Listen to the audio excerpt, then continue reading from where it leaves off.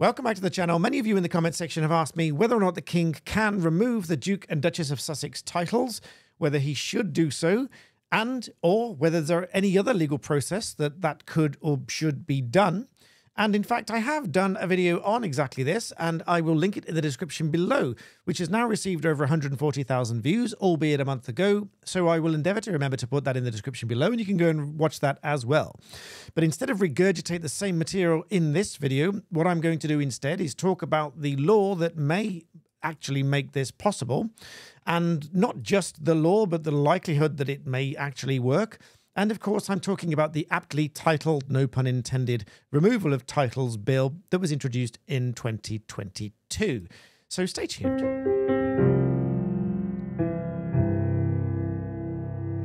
Welcome back to the channel. So, of course, I'm talking about the introduction of a private member's bill, which may or may not become law in the United Kingdom.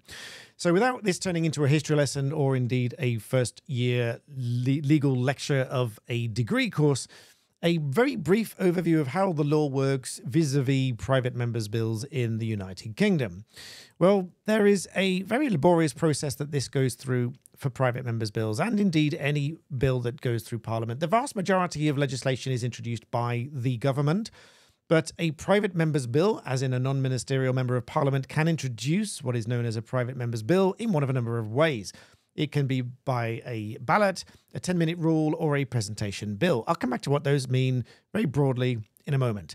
But either way, if it starts in the House of Commons, because for those watching internationally, we have two houses, the Houses of Parliament, much like you do in other jurisdictions, such as in the United States. We have the House of Commons and the House of Lords, making up the Houses of Parliament. Now, if a private member's bill is introduced, let's say in the House of Commons, it has a first reading. That is nothing more than reading it out. Nothing really happens. It's just made its way to the House of Commons. It's made its way into Parliament. The important bit, really the important bit, is the second reading. And it's important for reasons I'll come back to in a moment, because it has a significant bearing on statistics. If indeed, and the key word there is if, it makes its way past the second reading, it goes to a committee stage, which I'm not going to explain in this video because we will turn into a law lecture then, and I've done enough of that in the past month or so. Then it goes to a report stage, a third reading, and if all of that is successful, it moves over to the House of Lords. The House of Lords then has a first reading, a second reading, committee stage, report stage, and a third reading. But if at any point that the House of Lords disagrees with something within it, they will kick it back to the House of Commons. This might go back and forth for a while, which is referred to as parliamentary ping-pong. Now, it might start the other way around. You might remember from my other slide, if I can work the software to get back to this sheet, I can show you on this sheet here.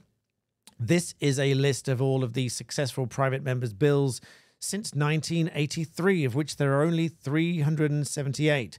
But lots of these also started in the House of Lords, as you can see from this bit here. Many of which started as a presentation bill and some others, but I'll come back to that in a moment. So the reason we're talking about this is, of course, the Removal of Titles Bill, which was a private member's bill, has received, if we go to the stages, it has received its first reading, which, as I said, not a lot happens, but it is quite a significant deal for it to make its first reading in the first place.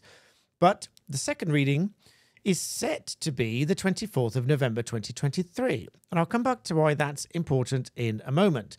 Because what's really important is the statistics behind all this. Because many people will believe that these bills readily and routinely make their way through Parliament and become law, which is not quite the case. Because if we go to credit to politicshome.com, this website here details the session for 2019 to 2021, where 192 private members' bills were put before Parliament. Only 7 received royal assent. Of those that fell, the vast majority did not make it past the second reading stage. Remember, I said that was quite significant. The second reading stage here, we go back to details, you'll see the process. This second reading stage right here. So the vast majority was stalled at this stage here, remembering that it was quite a feat to get the first reading, but actually not much happens. And the second reading, the vast majority fell. Moving back to here, a significant interesting point here is that 20 of those 192, bearing in mind 192 members' bills actually put before Parliament. That doesn't mean members' bills in their entirety. It just means those that actually made it to be put before Parliament in that session. So roughly 200 a year. Bearing in mind the statistic I read out earlier quite swiftly, since 1983, only 378 were all made it all the way to royal assent, with roughly 200 a year. We'll come on to the percentages in a moment. But of those 192 that were put before Parliament, 20 of them were a ballot bill, meaning they were 20 out of 395 hopefuls. So there's a very interesting BBC video on this ballot process where private members, which is non-ministerial members of Parliament, have a draft bit of legislation that they would like to introduce because either they care about it, their constituents care about it, or they are using some other kind of popular cause or good cause worthiness to bring this bill in a hopeful meaning of law. They bring this forward, and one of those, well, many of those you can see from my previous slide back over here.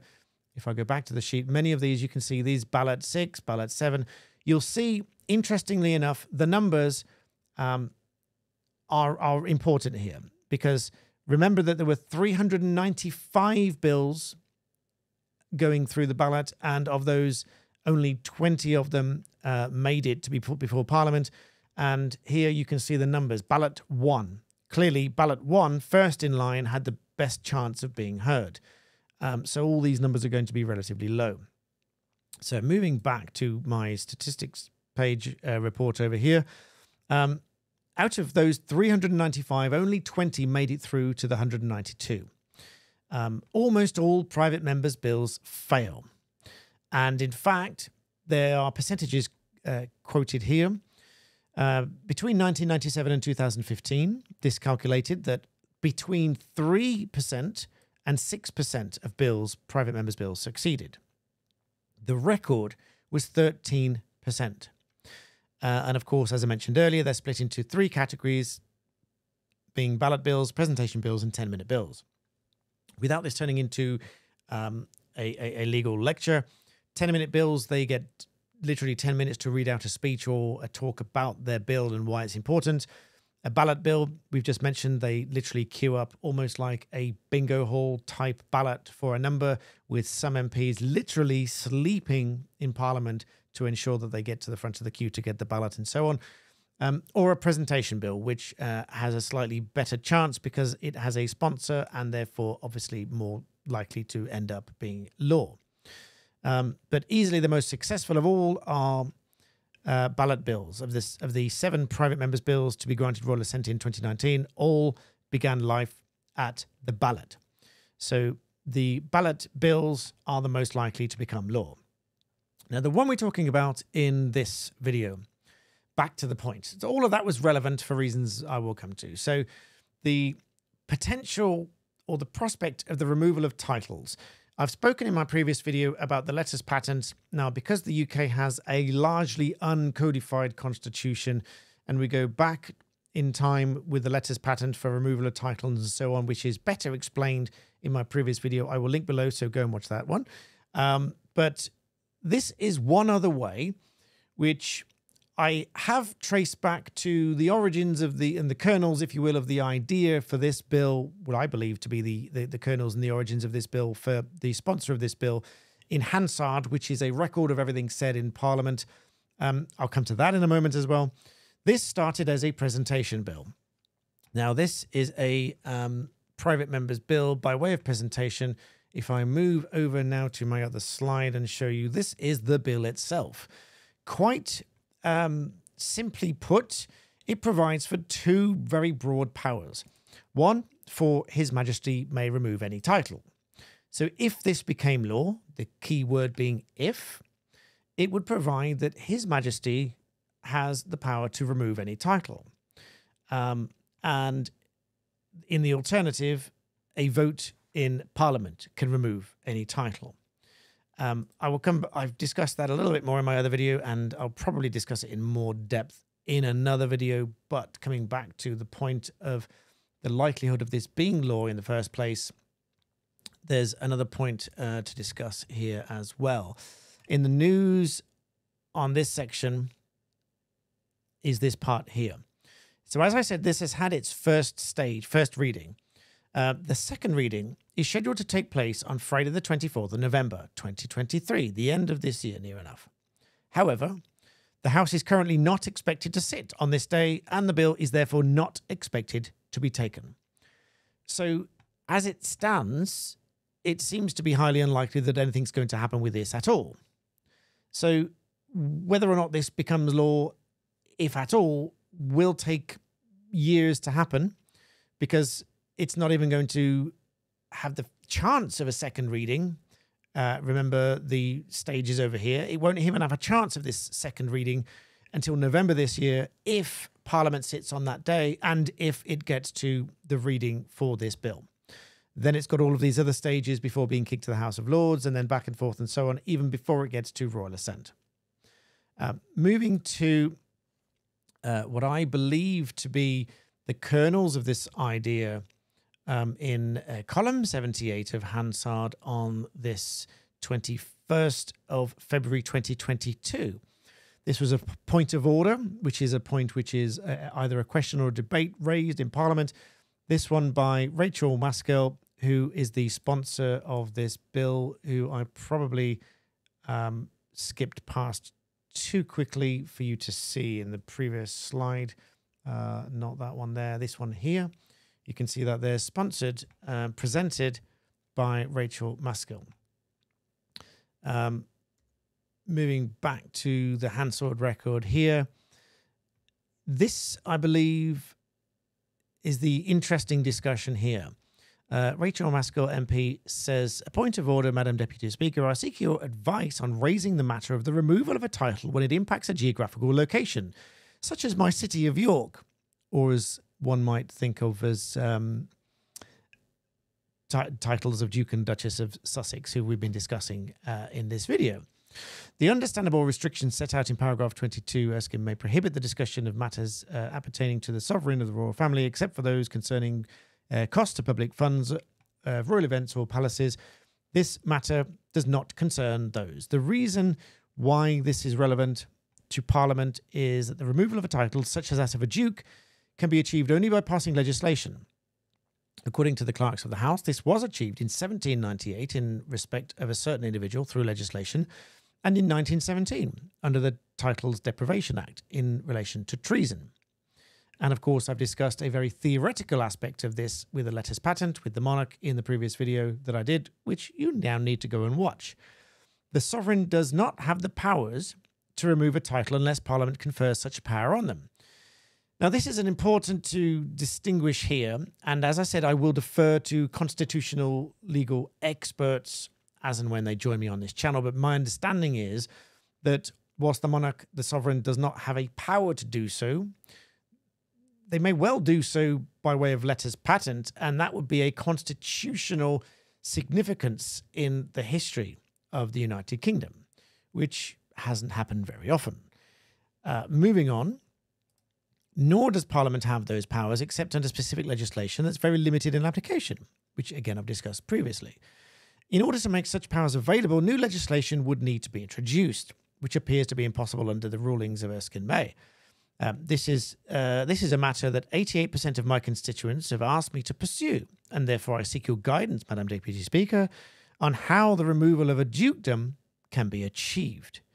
Now, this is not for me to say that this is definitely the kernels of this bill and that it relates to the Duke and Duchess of Sussex, but it may well be. Madam Deputy Speaker responds, I am grateful to the Honourable Lady for a point of order. She's correct that the questions cannot reflect the sovereign members of the royal family, but she rightly said that matter, so on and so on. She rightly says that the issue that she described can be resolved by legislation, and she knows that there are ways in which that she can introduce legislation to the House by a private member's bill.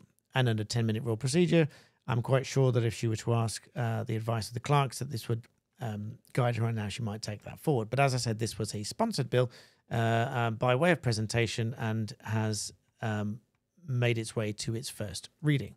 So, in short, there is a private member's bill which is possibly going to make its way through the procedures, and it will take time to do so if that's going to happen. But the chances of it are, at its record, 13% by way of what I've just read. And the average percentage success rate of a private member's bill is between 3 and 6%. So is it likely? Probably not. But it is possible. And it does, so I understand it, seem to have quite a majority of support from quite a lot of people. So the support is there, but it still depends on this process winding its way forward, and it is still at the mercy of the statistics of the historical success rate of private members' bills making their way through.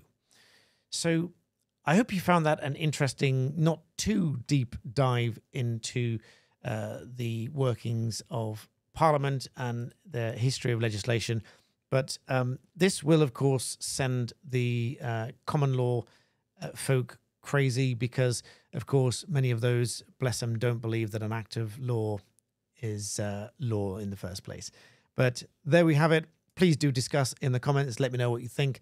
Let me know your views on the chance of success of this bill and whether you think these titles should be removed and whether Parliament and or the reigning monarch should have the power to remove any such title that they deem fit. And as always, please do remember to like the video and subscribe to the channel, ring the notification bell if you haven't already done so. And with that, I thank you for watching.